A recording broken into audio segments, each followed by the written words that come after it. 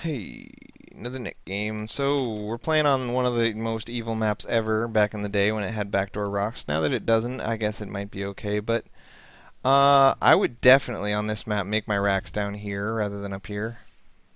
Um, 'Cause like that is awesome to have one choke for both bases. That is so sweet. So sweet. I love it. I love it naked. Also, it decreases the walk distance between your base and his. And why walk distance comes into play, sorry I missed it, but this guy went for a 2 minute and 20-second 15 hatch, and then into pool with no gas. And this is the type of build that only works on maps like this one, where you can cover the entire entrance with one sunken. And I know that they're spine crawlers, but I like to call them sunkens, because that's awesome. So this totally sucks for Nick, but this is very predictable. Cross positions on a giant map, you're not going to be able to do any harass, and that's horrible. Horrible for the T-man, for the Terran. But, suck it up. That's just the way life is, right? So economically, Nick is short 2 workers. Oh, we fail. Oh, but, I don't know. Double gas into double engineering bay. I like it. Good times. Still on 2 racks. I suppose on a map like this where there's a single choke covering both bases, I'm not as worried as I would be on other maps about making sure to keep a reasonable infantry presence just in case he came with roaches. Because your SCVs are right here, you can repair this bunker, and even if it falls, you can use this bunker. I would definitely like to see strong wall in here rather than weak wall in here, though, too, because if this bunker gets baneling busted and he has a bunch of roaches, he doesn't need to push further in. He can kill 5 supply depots and walk away. I always ramble so much. So now we're building some more raxes. We're up to 5 raxes and 2 engineering bays. Now 6 racks. I like to get to 7 racks, but I usually don't do it until, you know, pretty late. 1-1 is coming up. That's good. Your income is way ahead of his, and that's great. And that's not only great, but it's very common. If a well-played Terran on a fast expand, just keeping up on his SCV production, I've never seen a Zerg get enough workers to beat it. The most I've seen them get is 52 by 10 minutes, and a good Terran will have 44 with 2 mules, which is the equivalent of 52, so it's still even. So yeah, Terran economy cannot be stopped, but there is a requirement, Ninja. You are at max capacity SCV-wise right now. Every SCV you produce after this point is utterly useless unless you get a third. And pretty soon this mineral patch is going to be mined out, so you're going to need a third for that too. And he's put literally three frickin' creep tumors at your natural third, so buy 'em, you know? Buy 'em. The problem with this build is that we have no map control whatsoever until we push out at 15 minutes. So right at that 15-minute mark, you need to secure your third, and if not your fourth. I usually secure my third and then at the same time transfer my main command center to a fourth.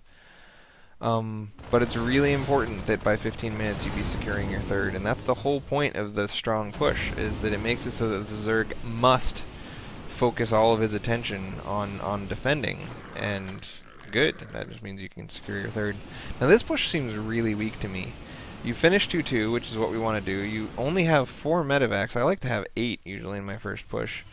You've got a ton of gas in the bank, and that's why I like to have 8 medevacs. Is like, shit, you got to spend that gas, or else that's just a ton of money you didn't spend. There's like 2K you didn't spend, and if we look at your army size, your total army size is 4K, and you have 2K unspent. Consider that, Nick. Your army could be 50% bigger. The difference between a 4K army and a 6K army, that's a very big difference. Now, obviously, your army is actually smaller than the Zergs, even though you have gotten more money than him. You spent a lot more of it on tech, and he's gotten a bigger army, and that's pretty common, especially when he's got a bunch of mutas. But it's okay, because mutas are terrible! Terrible! And look how many he made. This is great for you. This is good things. Very good things. It's especially good if he tries to harass your army with it, but it's even good if he tries to run over here, because just a tiny handful of Marines can put a huge dent in this number of mutas. Just huge dent. You put like 5 Marines next to that turret, 5 Marines next to this turret, and just stim when he comes and mop the floor with his stupid ass. So you're doing a great job of being patient and kind of hopping your Marines forward and forward. But what I like to do when a man spreads this much creep, make a frickin' Raven, because damn, it will pay for itself 10 times over killing creep tumors. You don't want to be trying to reinforce from here to here when there's creep in between and he can just take lings and crush your face. Alright, so you're ahead in workers, ahead in supply, but you haven't taken your third. It's 15 minutes without a third. That is very bad. He's got a ton of mutas, though, so despite him having a smaller army, he's also got a worse army because so much money was tied up into mutas. You have 1,000 gas and 600 bucks, so a lot of unused resources, and on top of that, you've got a lot of resources in your base, not participating in the fight. And this is actually a lot less than you usually have, though, so I'm very proud of you for keeping your army near the battle. That's great. And a really good spread, really patient, really good, really powerful. I like it. This is going very well as far as your execution. It looks like you're going to lose the fight, but the reason you're going to lose the fight is because you have almost no medevacs, and you've got roughly $2,000 worth of stuff that didn't participate in the fight, and a lot of that was stuck in your bank, and I can't insist that your money be zero. That's just completely unreasonable of me. But it is always important to note that despite the impossibility of getting your money to zero, your maximum potential army size is to have zero money. So even though he won that first fight, this is the power of the suicidal aggression, the constant reinforcement. You come back and now he's fighting Mutalisks against upgraded Marines, and that is so bad for him. That's great for you. Good times. So you're pushing further and further across the field. Now, think about from his perspective. He's running his mutas away, he's running his guys away, he's building lings, he's spending all his money, and he's larva blocked himself. His money is getting up into the 7 bajillions. Let's select his hatchery, and look, he's got 6, 7, 8 larvae and $2,000. It's impossible for him to spend all his money. This is what constant reinforcement, suicidal aggression is all about. And what does this get you?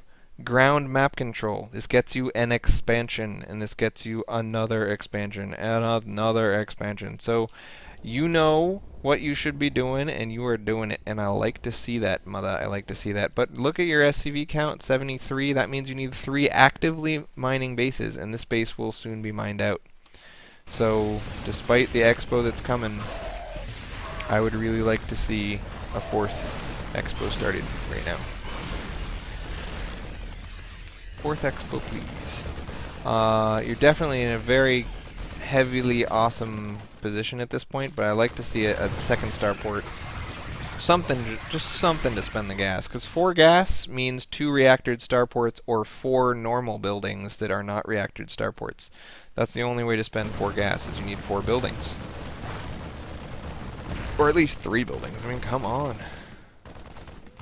It reminds me of Jimmy in South Park. He's like, I mean, come on.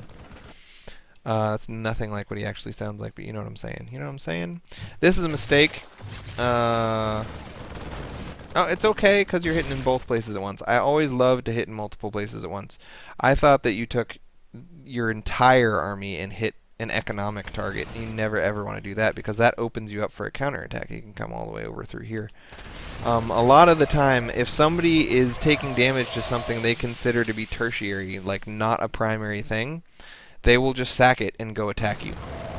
And that's not good.